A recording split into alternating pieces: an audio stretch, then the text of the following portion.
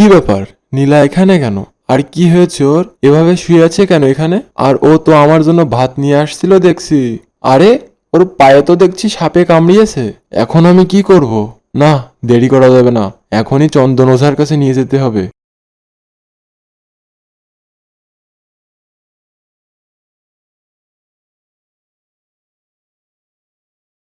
চন্দন কাকা।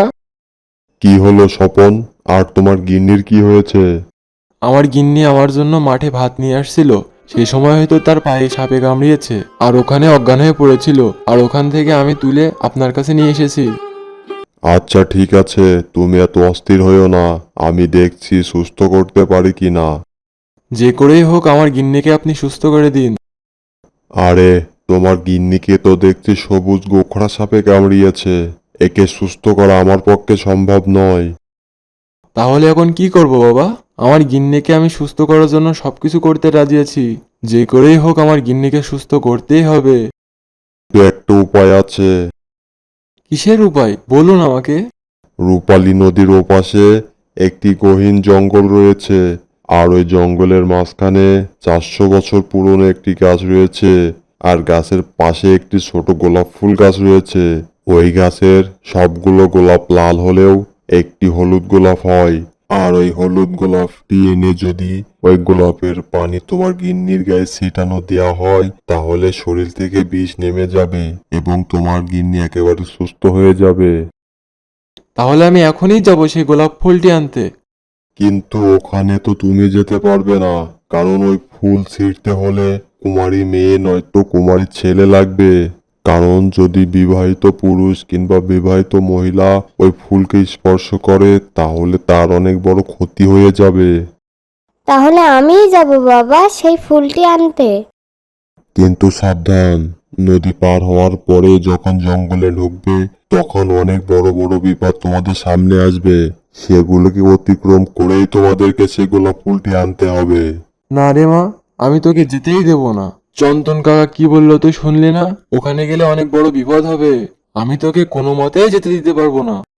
কিন্তু বাবা, বিবাহিত কেউ গেলে তো সে ফুল ছিঁড়তে পারবে না, তাহলে তো আমাকেই আনতে হবে। তুমি চিন্তা করো না বাবা, আমার কিছুই হবে না। সেটা তো ঠিক আছে। চল মা, আমিও তোর সাথে যাব। আচ্ছা বাবা, চলো তাহলে আমরা দুজনেই যাই।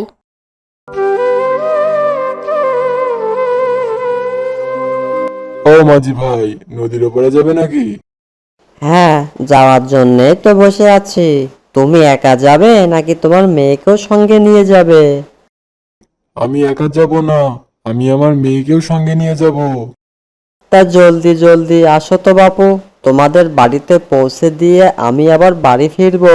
আমার বাড়িতে অনেক জরুরি কাজ আছে। তাড়াতাড়ি চল মা, নৌকায় উঠে পড়ি। হ্যাঁ বাবা, চলো।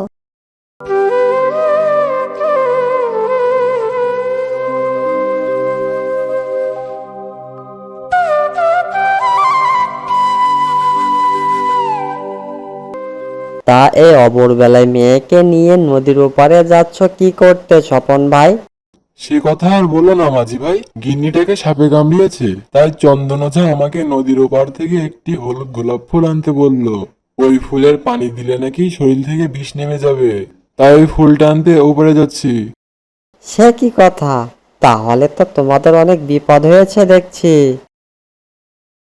এই যে স্বপন ভাই, আমরা পৌঁছে গেছি। আচ্ছা মাঝি ভাই, তুমি একটু অপেক্ষা করো, আমরা ফুলটি নিয়েই চলে আসছি। তুমি কিন্তু আবার চলে যেও না, তাহলে কিন্তু আমরা বাড়ি ফিরতে পারবো না।